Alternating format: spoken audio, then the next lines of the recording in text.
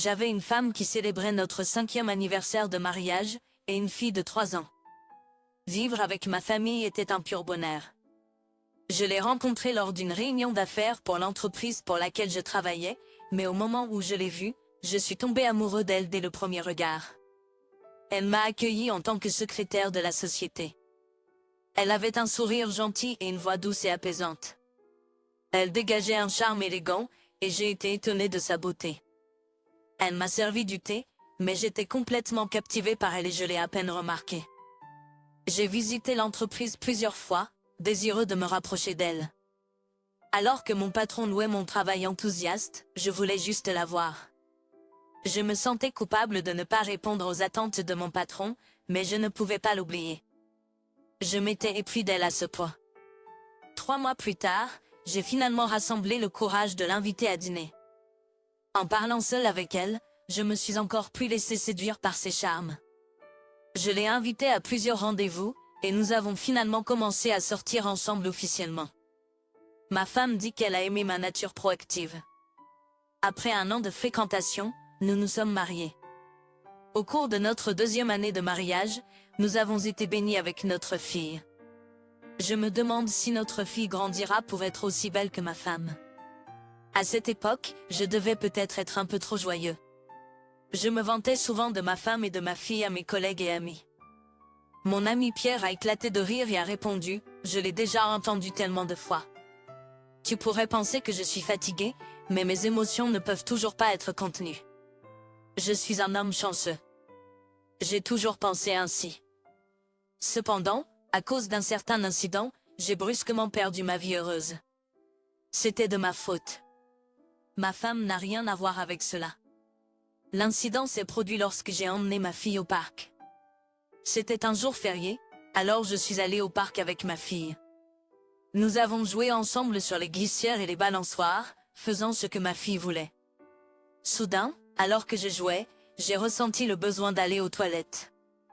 Je suis sortie des toilettes du parc en laissant ma fille m'attendre devant et je suis entrée. Lorsque je suis sortie des toilettes, ma fille avait disparu. J'ai paniqué et cherché autour de moi, mais je ne l'ai pas trouvée. Est-ce qu'elle a quitté le parc? Pensant cela, je me suis précipitée vers la sortie du parc, et en chemin, j'ai soudain entendu un grand bruit, le son des freins qui crient. Je me suis approchée avec prudence de la source du bruit. La voiture semblait avoir freiné à l'entrée du parc, et il y avait un jeune enfant étendu devant la voiture. J'ai pris l'enfant et j'ai crié. L'enfant heurté par la voiture était ma fille. Ma fille, qui a été emmenée à l'hôpital par une ambulance, était déjà inconsciente. Pendant que les ambulanciers pratiquaient la RCP, je ne pouvais que regarder dans un étourdissement. Et après être arrivée à l'hôpital, je me suis demandé combien de temps s'était écoulé. Je me souviens à peine des souvenirs de ce moment. Je me souviens que ma femme s'est précipitée dans la salle d'hôpital, criant le nom de notre fille à haute voix et s'effondrant en larmes. Le médecin nous a dit l'heure. C'était l'heure à laquelle notre fille était partie pour le ciel. Si seulement je ne l'avais pas quittée des yeux à ce moment-là. Peu importe à quel point je le regrette, ma fille ne reviendra jamais. Ma femme, choquée par la perte de notre fille, est devenue une personne complètement différente.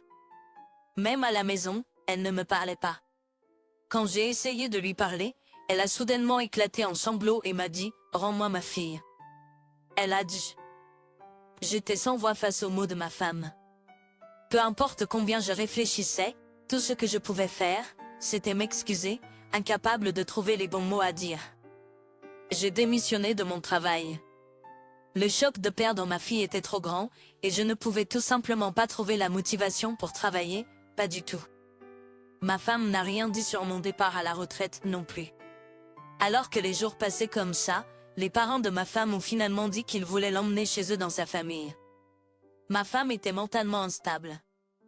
À ce rythme, elle pourrait complètement craquer.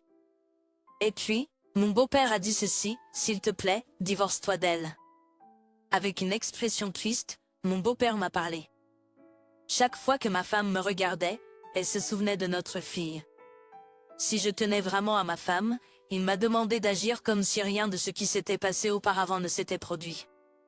J'ai très bien compris ce que mon beau-père voulait dire. Si mon absence pouvait aider ma femme à se remettre, je fais n'importe quoi. Alors, j'ai fini par accepter le divorce. Jusqu'à la fin, je n'ai pas pu avoir une conversation avec elle. Après le divorce, j'ai choisi la voie de l'itinérance. Je nourrissais aussi de l'amertume envers moi-même, et je croyais ne pas mériter d'être heureux. Si je pouvais expier les péchés de mon passé, je ferais n'importe quoi pour remettre les choses en ordre. Les péchés de ma femme et de ma fille, même juste un peu. Peut-être, j'avais un petit éclat de ce sentiment aussi. Chaque jour, je me déplaçais d'un endroit à l'autre, dormant où je pouvais. Dans mes rêves, ma fille apparaissait toujours. Elle a été heurtée par une voiture et souffrait. Je me réveillais après avoir fait de tels rêves. Je ne pouvais même pas dormir tranquillement. J'avais tellement pleuré que cela semblait comme si je ne pouvais plus pleurer, comme si j'avais séché. Que devrais-je faire d'ici à présent? Je ne pouvais tout simplement pas penser à l'avenir et j'ai continué à vivre au jour le jour. Et un jour, j'ai rencontré une jeune fille. Alors que je m'assieds sur un banc du parc, à regarder dans le vague le ciel, la fille s'approcha de moi et commença à parler. Et monsieur, à quoi regardez-vous? Je regardais la fille et puis le ciel. La fille, sentant ma réponse tardive, ne demanda rien de plus. Elle regardait maintenant dans la même direction que moi. À l'entente de sa voix, la fille courut vers la source. Je regardais la fille courir. Sa silhouette depuis l'arrière me rappelait ma fille. De ce jour-là, je ne pouvais m'empêcher d'être curieux à propos de cette fille. Involontairement, je me suis retrouvé au parc où je l'avais rencontrée. Je cherchais parmi les enfants qui jouaient au parc pour la fille. La voilà. La voir me mettait à l'aise. Après cela, je suis allé plus souvent au parc.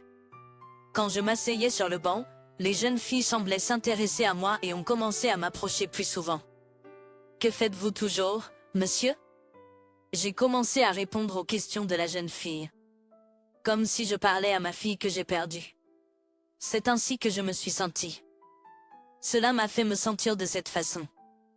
Au fur et à mesure que les jours passaient, mes sentiments ont commencé à changer. En suivant la fille, d'autres enfants ont commencé à s'approcher de moi aussi. Je les écouterai raconter leurs histoires.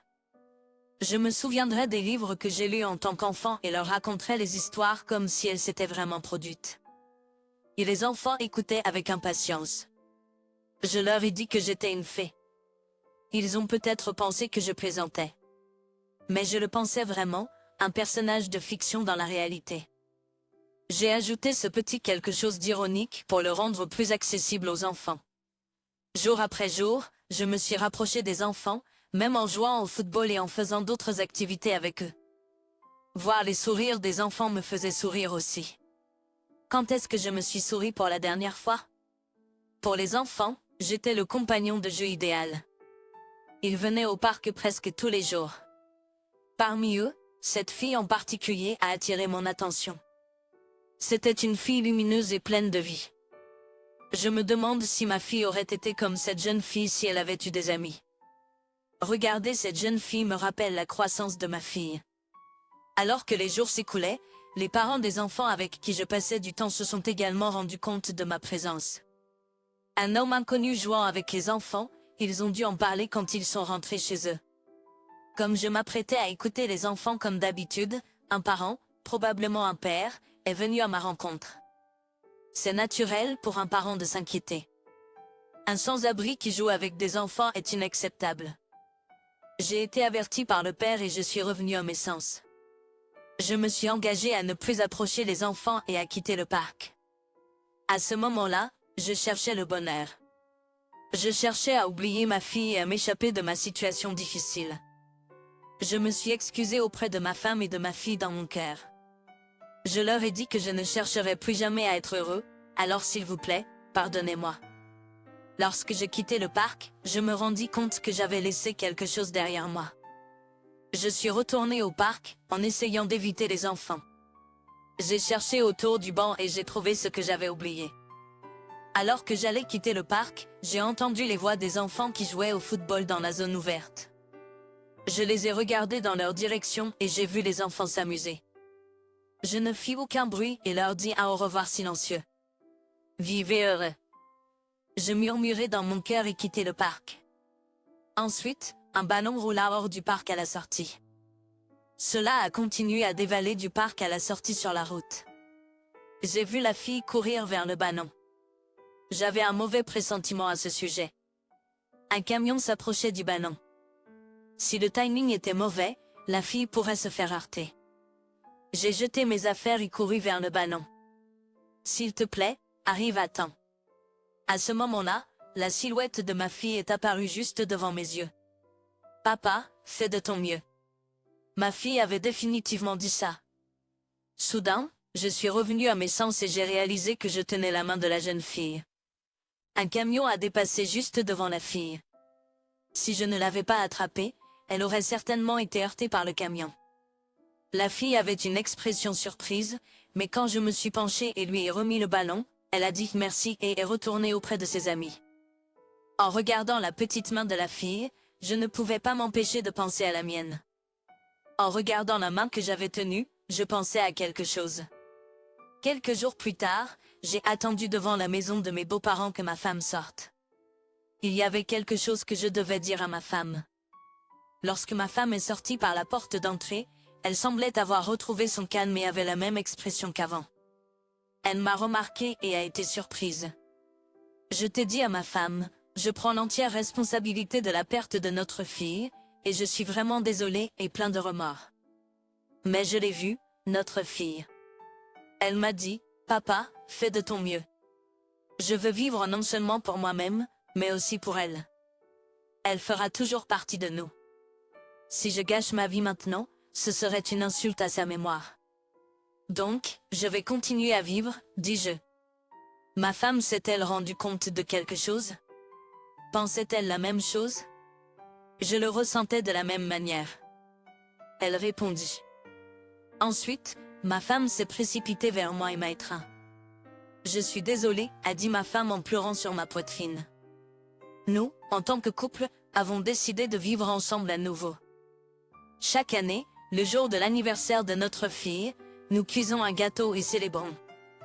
Notre foyer est redevenu aussi joyeux qu'avant. Notre fille peut ne pas être physiquement présente, mais elle est certainement ici. Oui, dans nos cœurs, notre fille continue de vivre.